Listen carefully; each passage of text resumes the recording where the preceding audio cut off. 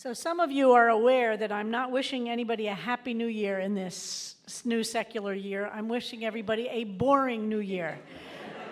I wish for everybody a boring, uneventful year. Unlikely, but that's why we dream. So first of all, I want to thank Cantor Rosen and Rabbi Werber for a beautiful service. It's so nourishing tonight, just really beautiful.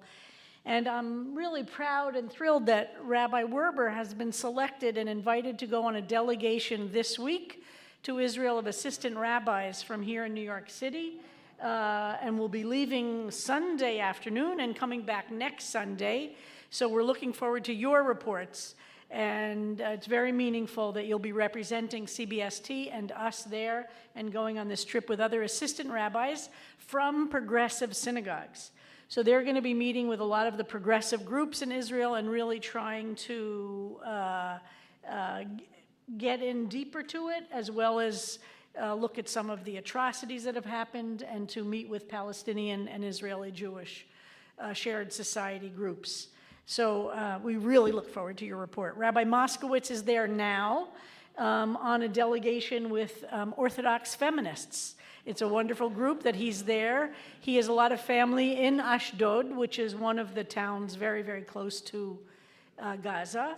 But they're going on, and he's going to be representing CBST. He is representing CBST when they start this part of the trip, which is, I think, also next week. You might even bump into each other there.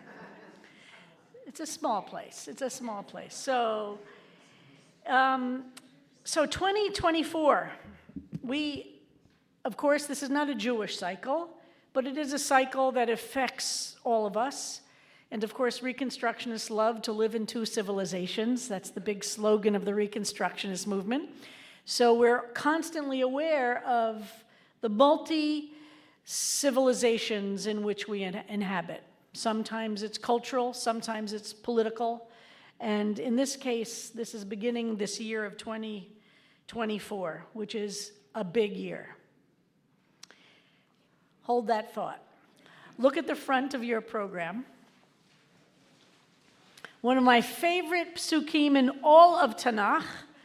And actually, Bronwyn, this is actually in honor of JTS, right? This is the slogan, this is the bumper sticker for JTS. V'hasneh einenu ukal. The burning bush, hasneh, that was not consumed is, if you look at all of the JTS materials online or in the building, this is the big slogan with a picture of the burning bush. An angel of the Eternal, Vayar Malach Hashem, an angel of the Eternal appeared to Moses, mitoch hasneh, from in the midst of the burning bush, belabat esh, as the flames of fire were coming from the bush, Vayar, and he saw, and for those who have studied biblical Hebrew with me, there's a lot of fun here, but we're not going to go there. V'hine hasneh, here is the sneh, the burning bush, is burning a flame, and the Hebrew plays a lot with the ayins and the aleph, what is seen and what is burned. V'hasneh einenu ukal, but the bush itself was not consumed by this flame. Now, mostly this is seen as a great miracle, right? Because how could something burn and not get consumed? And I, as many of you know, feel very close to this because my name, Kleinbaum, when the part of my family got out of Europe right after the war, the part that survived, and got to Palestine in 1946, the most famous relative I have, which I love to brag about, changed his name from Moshe or Moishe in Poland to Moshe Kleinbaum, from Kleinbaum, and he changed it to Sneh. So Kleinbaum means little tree for those German or Yiddish speakers here, and Sneh is a little bush. And many, many, many of the European Jews who came from Eastern Europe, Western Europe, and Central Europe, when they got to Israel, they changed their names and Hebraicized them. Golda Meir was not Golda Meir before she moved to Palestine. I think she was Meyerson, something like that. Meyerson. And so Moshe Sneh was Kleinbaum back in the old country. and he became the head of the Communist Party in Israel and was a member of the Knesset as a member of the Communist Party. And Israelis know him very well. From that generation, he was very close to the Begin Ben Gurion crowd. And some say, had he not been a communist, he would have become prime minister someday. I don't know that. I never met him myself, but I feel very close to that. As a Kleinbaum, it feels like it's my,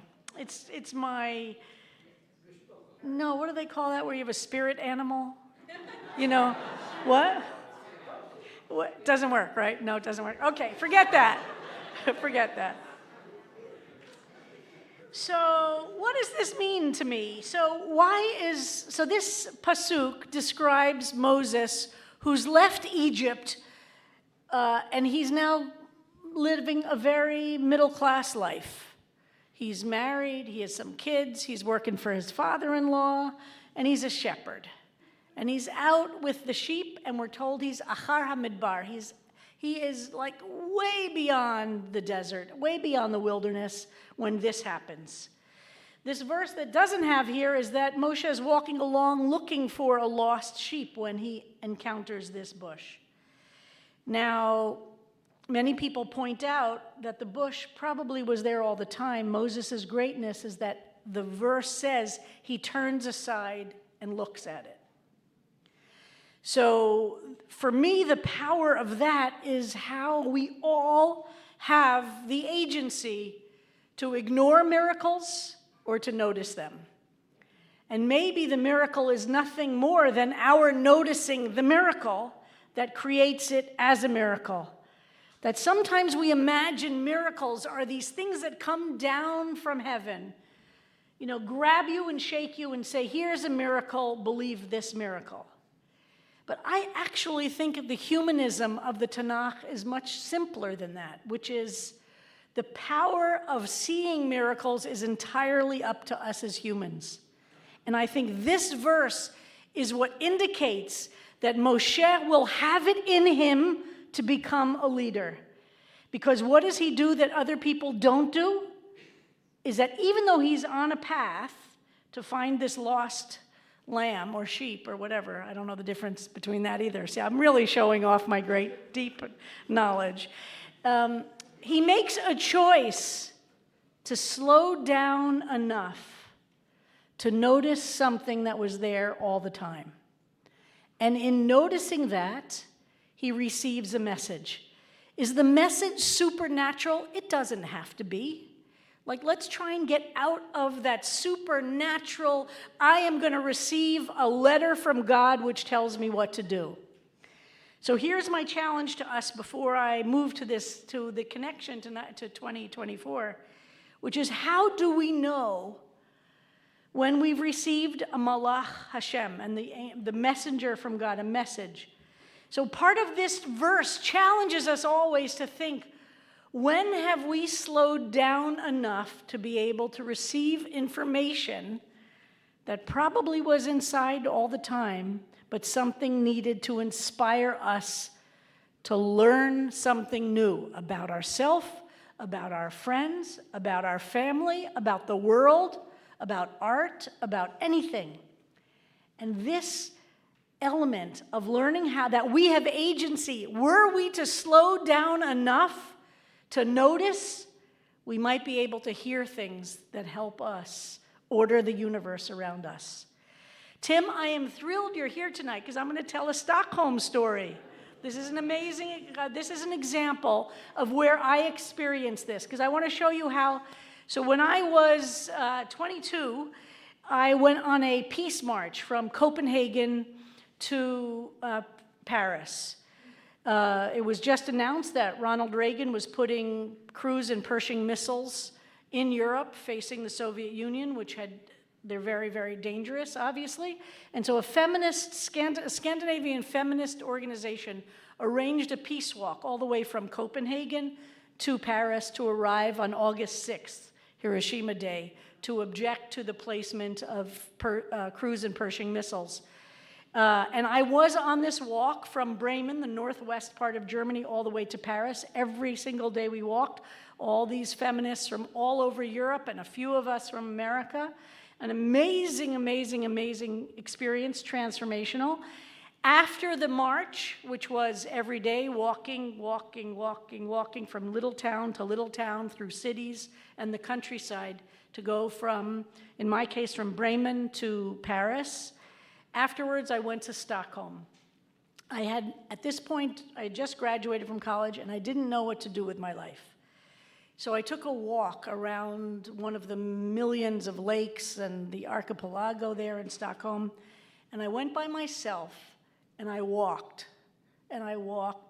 but this time not crowded by thousands of Scandinavian feminists, but by myself.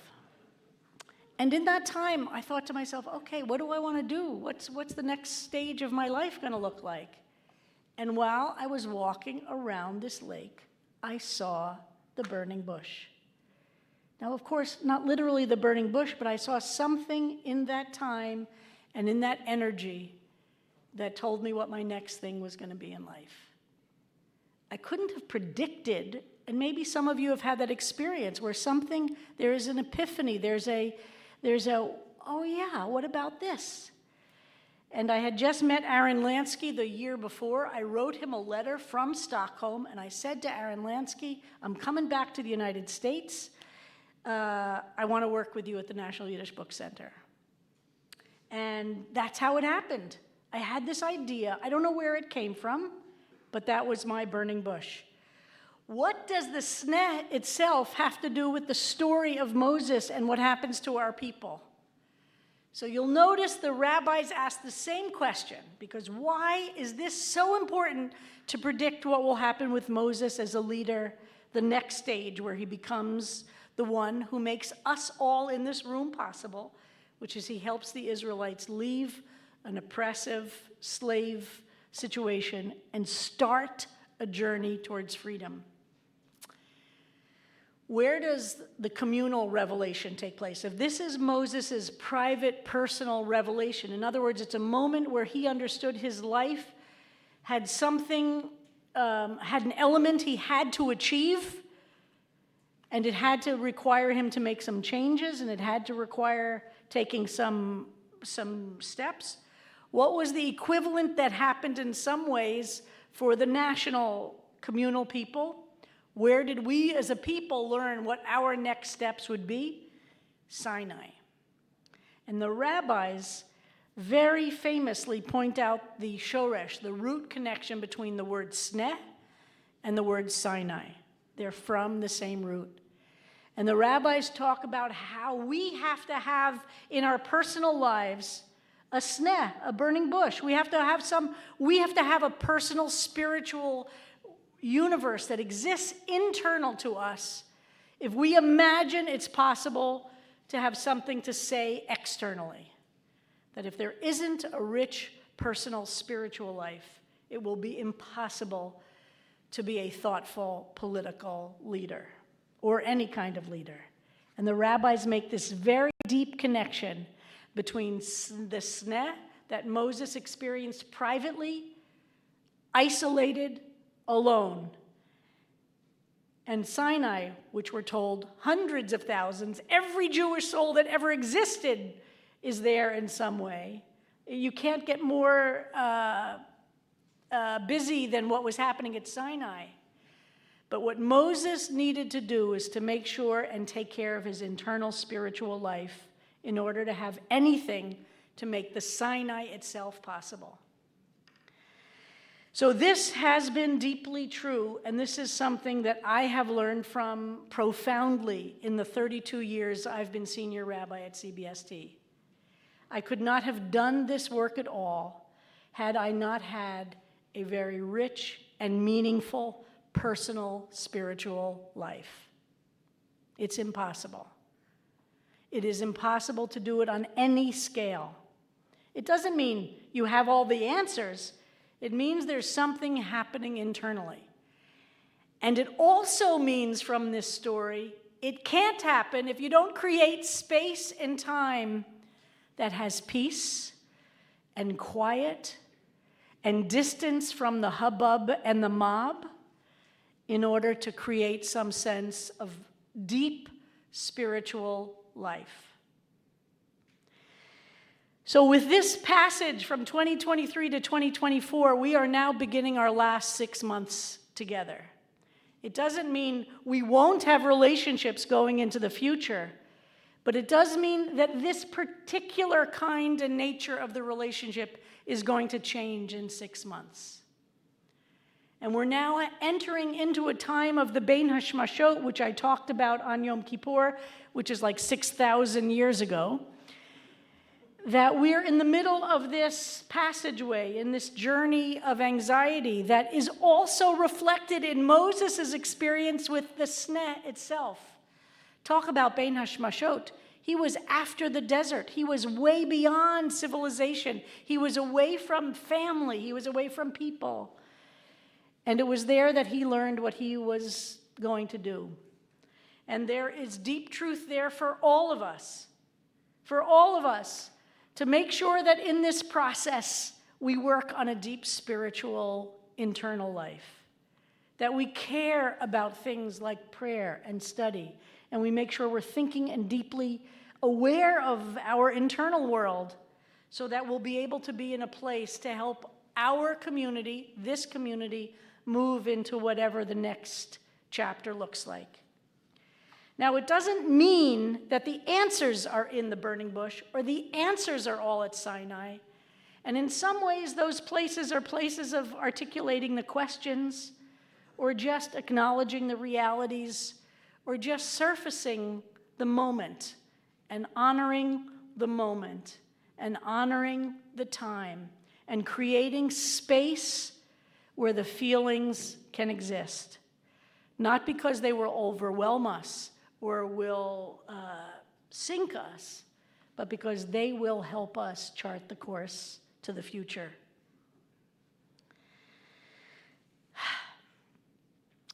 We are living in extremely terrifying times.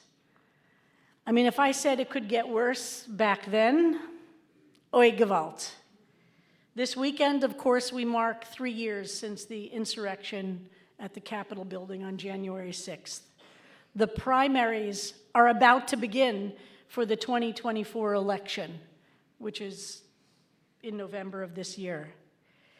We're watching things happen in Israel that are unspeakably shattering and confusing, really, really deeply confusing. There is no simple good guy. There is no simple bad guy.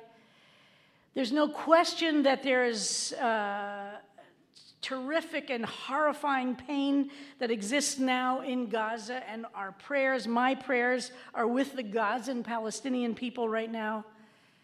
Who is preventing the humanitarian aid from getting in? Is it Israel preventing it from getting in? Is it Hamas who is stealing it, where we have a lot of evidence of that? Or Hamas who is preventing it from getting in without adding weapons and military equipment into the humanitarian trucks? I don't know. This is a crisis of massive proportion.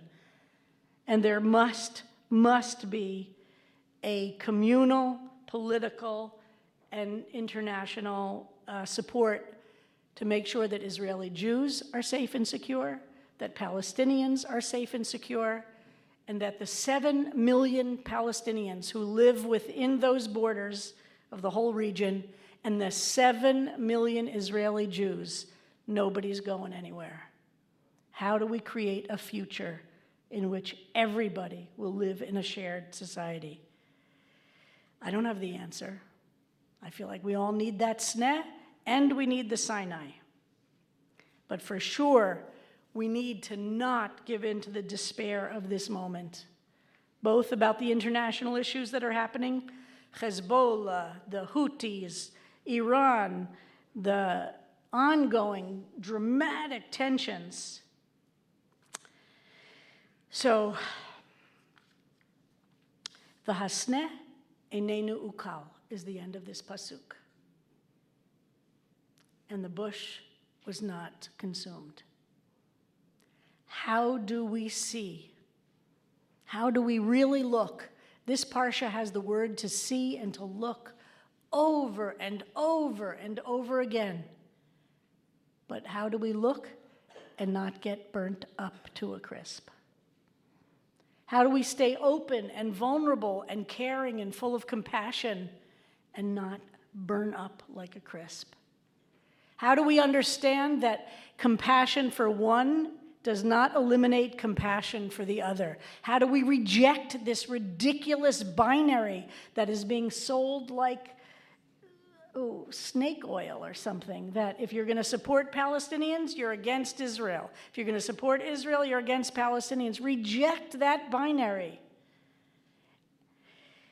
And I have to just say, I have a lot of hope, as Rabbi Werber mentioned, that there are people smarter than me, and I see younger than me, who are leading this in Israel and Palestine right now.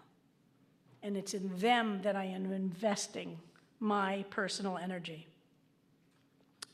So in these 6 months, we're going to be doing a lot to both acknowledge and be aware of the relationship that we have had for 32 years. And if we do this well, we will all evolve and grow and be deeply inspired and transformed by it. And I want to do a huge shout out to Eric Rosenbaum and to Lisa Kartzman. Eric is here, who are leading the efforts, and we have multiple things happening to try and find deep ways of acknowledging what these 32 years have meant. Some folks in this room weren't born when I started at CBST, and I don't say that as a joke. I say that to acknowledge the power of community. This is powerful. That doesn't get more powerful. How do we learn from each other in these moments that lift us off into the future? There are two huge elements to what these 6 months will be like. One, of course, is the search process for my successor. And I pray every day for the success of the search committee, who's working so very hard now and moving that process along. So there's that one element which is engaged in the search for my successor. And then there's the other element of how do we as a community mark this profound moment that very, very few synagogues achieve. And hopefully in the course of these 6 months, we'll talk a little bit more about what it has been for each of us. And on Monday night, for members of the synagogue, there's going to be a town hall where there's going to be updates and discussions about both of these two parallel tracks that are happening right now. One, the search for my successor, and second, how do we create a process and a celebration of our relationship for 32 years. All of this is happening in the middle of so many international crises that really it's almost impossible to hold. Have you noticed how many movies and TV shows are gay these days? I mean, is it a little weird to you too? But have you also noticed that the ones that deal with women are very hidden, and the ones that deal with men are absolutely out there? I have a whole theory about that, but that's going to be another Drash. You want that, Drash? But Leonard Bernstein, whom we have celebrated for a long time at CBST, and Stephen Sondheim wrote the words for West Side Story somewhere. This imagining, and it has been really an anthem for the LGBT community for many, many years. The idea that we can dream, even if we live in a terribly difficult time. Now remember, he wrote these words and this song in the 50s, exactly when Fellow Travelers was happening. See the intertextuality? The idea that a gay person in the 50s could imagine there would be a possibility for not being beaten or arrested or raped or killed for being gay. It took the arts to create that vision. This wasn't just about when Sondheim and Bernstein wrote it, wasn't just about the Puerto Ricans and the American kids at all. And in many ways, it came from the pain that these 4 gay Jewish men experienced, and dreaming of the possibility, just like Wizard of Oz was somewhere over the rainbow, we dream of the possibility where the impossible can exist. And that is at the core of what we have to do about Israel and Palestine right now. We have to reject the people who say it is not possible to find a pathway for a shared society. And we have to reject the violent language here in the United States, the violent language there. And we have to imagine that there is a place for us. And the LGBT community, and I have said this multiple times over these years, has a deep understanding of this in America, in the world, that has allowed us at CBST to be able to be a real teacher of these truths. Somewhere there is a place for us, and we will not give up on that. Whether it's for LGBT folks who are being thrown off of buildings in some countries, or arrested, or beaten, or raped, or killed, somewhere there is a place. Whether it's for Palestinian children in Gaza or Israeli Jews in Ashdod, somewhere there is a place. The Israeli Opera Company in Tel Aviv, which I'm delighted to say is the director is Yael Weiss's sister, Shirit Weiss, and she produced this amazing piece of 60 Jewish and Arab singers and musicians joined together on the Tel Aviv Opera stage to record a special rendition of Leonard Bernstein's Somewhere. We're going to play it right now.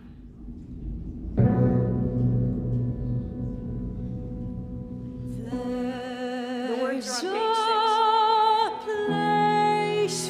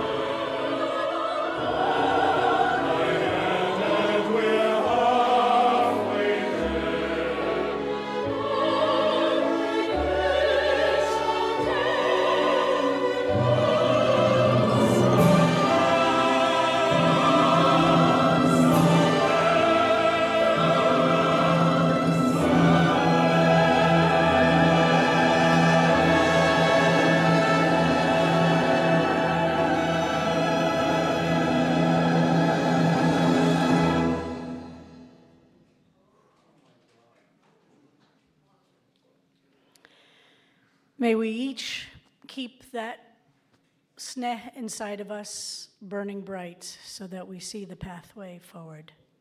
Shabbat Shalom.